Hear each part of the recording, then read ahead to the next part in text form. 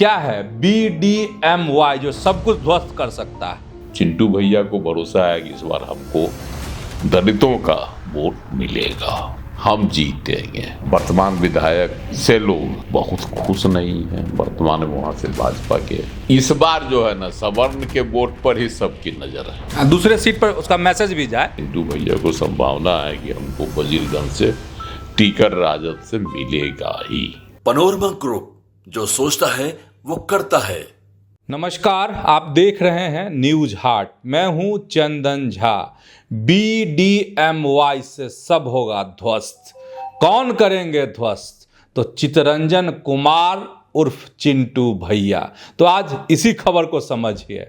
और इस पर हमारे साथ बात करने के लिए हैं वरिष्ठ पत्रकार अजय मिश्र। सर, आपका बहुत बहुत स्वागत है इस कार्यक्रम में। धन्यवाद चंदन जी। सर, सबसे पहले दर्शकों को यह बताना जरूरी है कि क्या है BDMY जो सब कुछ ध्वस्त कर सकता है। देखिए, वजीरगंज विधानसभा क्षेत्र है, वहां से इस बार एक युवा प्रत्याशी हैं तो पूरा जोर लगाए हुए हैं। उनको उम्मीद है कि जनता साथ देगी, वोटर उनके पक्ष में आएंगे और उनकी जीत होगी जी। हालांकि वह 2020 में भी लड़े थे, वहां से निर्दलीय बहुत जो है वोट नहीं ला सके थे, लेकिन 11,000-12,000 के लगभग उनको वोट आया था। उस समय तो उनके साथ कोई नहीं था, अकेला जी, अकेले थे। जाति का समर्थन था, भूमिहार जाति का, वो भी भूमिहार जाति से आते हैं, इसलिए उनको भरोसा था कि हमारे जात का लोग मेरे साथ कूदेंगे। लेकिन चूंकि निर्दलीय थे तो भाई जो भी 11,000-12,000 वोट मिला हुआ तो भूमिहारों का ही था। इस बार वह भरोसेमंद है कि भूमिहार समाज तो मेरा होगा ही होगा। दूसरी बात है, उनको भरोसा इसकी भी है कि दलित, मुस्लिम और जादव का भी हमको मिलेगा साथ चुनाव में, इसलिए हम जीतेंगे जी। और आधार बना रहे हैं। क्षेत्र में भी वह घूम रहे हैं कि भाई जनता मेरे साथ है, विकास का हम काम किए हैं, जबकि अभी कुछ नहीं है जी। नेता है क्षेत्र के, सड़क बनवाना चाहे बहुत तरह का जो सामाजिक काम होता है, विकास का काम वह करवाए हैं। इसका भी उनको है कि हम सक्रिय रहते हैं सामाजिक तौर पर, लोगों में मेरी पहचान है एक जन नेता के रूप में, कार्यकर्ता मतलब मजबूत नेता के रूप में। जी। वर्तमान विधायक को से लोग बहुत खुश नहीं हैं। वर्तमान में वहां से भाजपा के वीरेंद्र कुमार सिंह हैं विधायक। तो हालांकि वीरेंद्र कुमार सिंह 2010 में भी जीते थे जी, इसलिए वीरेंद्र कुमार सिंह सत्ता दल के विधायक हैं, बावजूद इसके जो क्षेत्र में बातें होती है उससे वह उतने कर्मठ और सक्रिय नहीं जी, विधायक नहीं है, इसलिए उनके खिलाफ असंतोष भी है। एक बार वह हार भी चुके हैं 2015 में, कांग्रेस के अवधेश कुमार सिंह से वह हारे थे। अवधेश कुमार सिंह भी मजे हुए है ना, राजनेता है कांग्रेस के। और सबसे बड़ी बात है कि दोनों एक ही जाति के, वीरेंद्र कुमार सिंह भी राजपूत हैं और अवधेश कुमार सिंह भी राजपूत। तो अब सवाल है कि राजपूतों का वर्चस्व है वजीरगंज पर, इसको लेकर भी वहाँ राजद के लोगों में असंतोष, यादवों में कहिए सर, राजद के लोगों में जी हाँ, कि भाई यहाँ से जो है राजपूतों का वर्चस्व कायम है। चूंकि अगर जातीय समीकरण के हिसाब से देखिएगा तो वहाँ सबसे अधिक वोटर्स जो है वह राजपूत समाज से हैं और दूसरे नंबर पर यादव। तो यादवों को स्वाभाविक तौर पर लगता है कि हमारे हिस्से में भी यह सीट आनी चाहिए जी, या फिर राजद का ही यहाँ कैंडिडेट क्यों नहीं चुनाव में उतरे। कोशिश इस बार है कि यह सीट राजद अपने खाते में ले। और एक प्लान तेजस्वी का है, तेजस्वी यादव का, वह भूमिहारों का जो वोट है इस बार के चुनाव में एक बड़ी खासियत है कि भूमिहारों का वोट, लोग पहले पिछड़ों का, दलितों का वोट हथियाता था, संभालने में लगा रहता था। इस बार जो है ना, सवर्ण के वोट पर ही सबकी नजर है कि कैसे समेटे, कैसे इसमें भी से कुछ ले हिस्सेदारी जी। क्योंकि सबों को यह आशंका है, चाहे सबों को यह लगता है कि सवर्ण एकजुट वोट देते हैं तो भाजपा जो है एनडीए सत्ता में आ रही है 20 साल से जी। तो इसलिए सवर्णों के वोट में भी सेंधमारी की रणनीति सभी विपक्षी दलों की है, जिसमें आरजेडी भी है। जी। तेजस्वी यादव का भी प्लान है, जो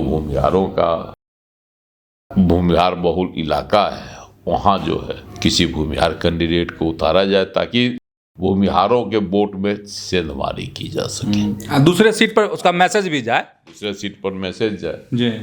बाकी जो उनका अपना वोट है, जो उनकी आरजेडी की जो कहावत है, जो समीकरण है पिछले 30 सालों से बिहार में, MY समीकरण, मुस्लिम यादव समीकरण, वह तो उसकी अपनी है ही। और इसमें भूमिहार अगर जुट गए और दलित, वजीरगंज में 35% से अधिक दलित है, जी। मतलब अनुसूचित जनजाति के वोटर हैं, अति जाति के, अनुसूचित जाति के वोटर हैं। अगर उनका 35% वोट राजद के खाते में चला गया, जिसके लिए भी मारामारी इस बार हो रहा है, कांग्रेस देख रहा है, दलित को बना दिया प्रदेश अध्यक्ष राजेश राम को। जी।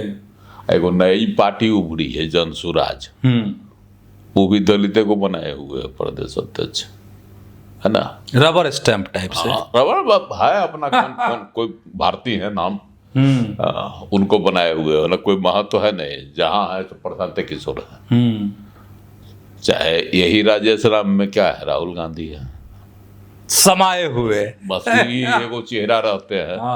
तो कैसे कहावत नहीं है, पूजा पाठ में जो था सत्यनारायण भगवान के साथ साथ पहले गणेश जी की पूजा कर लीजिए ही, वही गणेश जी बना के लोगों को लोग रखा है, प्रथम पूजा गणेश जी का, बस यही दलित लोग हैं कांग्रेस में भी, समझ गए।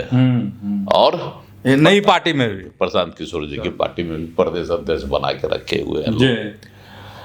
लेकिन दलितों का वोट है, आबादी है तो वोट भी होगा, तो वह वोट जो है भरोसेमंद वोट होता है, बेचारा जिसके तरफ चला जाए उसकी जीत सुनिश्चित हो जाती है। चिंटू भैया को भरोसा है कि इस बार हमको दलितों का वोट मिलेगा, भूमिहार तो देंगे ही जात के नाम पर जी, और दलितों का मिल जाएगा, यादवों का मिल जाएगा, तो मेरी जीत तय है। मुसलमान के लिए तो मजबूरी है, वो तो समीकरण है ही आरजेडी का महागठबंधन। जाएंगे कहाँ, जाऊं तो जाऊं कहाँ, बिहार के मुस्लिमों के साथ या देश के मुस्लिमों के साथ तो मजबूरी है, जाऊं तो जाऊं कहाँ। तो इसलिए वो वोट तो जाना ही है, राजद के कैंडिडेट अगर बनते हैं तो।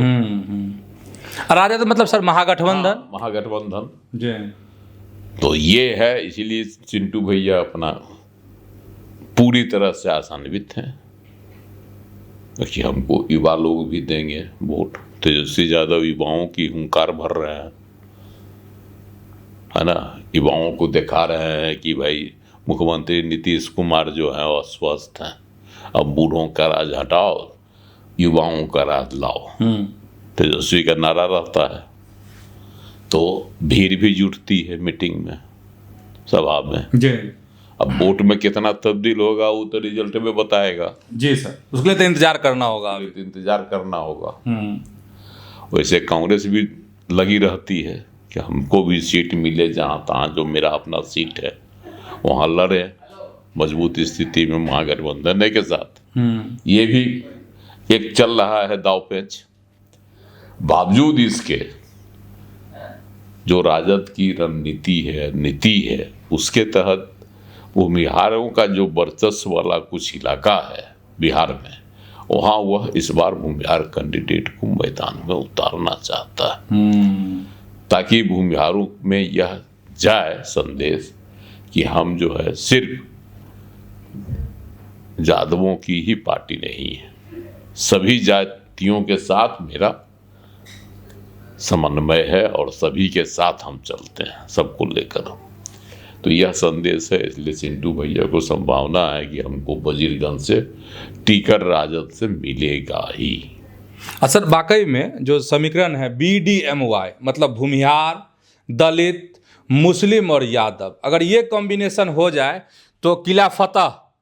हाँ, अगर यह कॉम्बिनेशन होता है तो सब मजबूत कॉम्बिनेशन बताया नहीं कि यादव हैं दूसरे नंबर पर राजपूत के बाद। तो यादवों का वोट है 3 लाख के लगभग वोट है वहाँ, 3,16,000 के 20,000 ऐसे ही कुछ। तो उसमें राजपूत हैं सबसे ज़्यादा 60,000 आसपास। उसी तरह से 45-50,000 यादव हैं, 42 से 45,000 के आसपास जो है आपको भूमिहार हैं। तो सब जातियां हैं।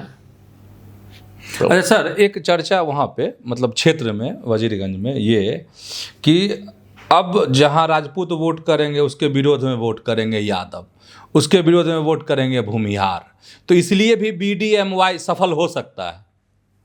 हाँ, उसके विरोध में तो नहीं करेंगे, ऐसा नहीं है कि विरोध में करेंगे। ये है कि हम उन लोगों का भी है कि अपने जात का कैंडिडेट जीते, एक बार भूमिहार भी जीते। हाँ, भूमिहार भी जीते।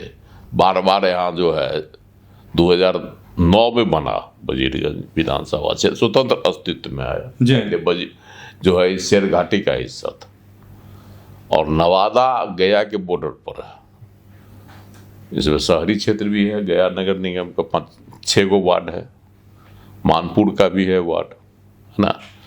तो ये सब जो है इलाका है, तो इसलिए इसमें प्रभाव गया का भी रहता है और नवादा का भी रहता है। तो इस समीकरण के हिसाब से भी बॉर्डर का इलाका है, तो राजद की कोशिश होगी कि यहाँ से हमारी जीत हो। और कैंडिडेट के तौर पर तो अब जो है सबसे मजबूत दावेदारी चितरंजन कुमार की है फिलहाल। आगे तो अब चुनाव भी नजदीक है, 6 तारीख 7 तारीख के बाद से अब तिथि भी घोषित हो जाएगी और उसके कैंडिडेट भी घोषित हो जाएंगे। तो समझ गए होंगे कि BDMY का मतलब क्या होता है और चिंटू भैया इससे सबको कैसे ध्वस्त करेंगे, कहाँ, तो वजीरगंज में। तो ऐसे ही जुड़े रहिए न्यूज़ हाट के साथ, खबरों से अपडेट रहिए। धन्यवाद, नमस्कार।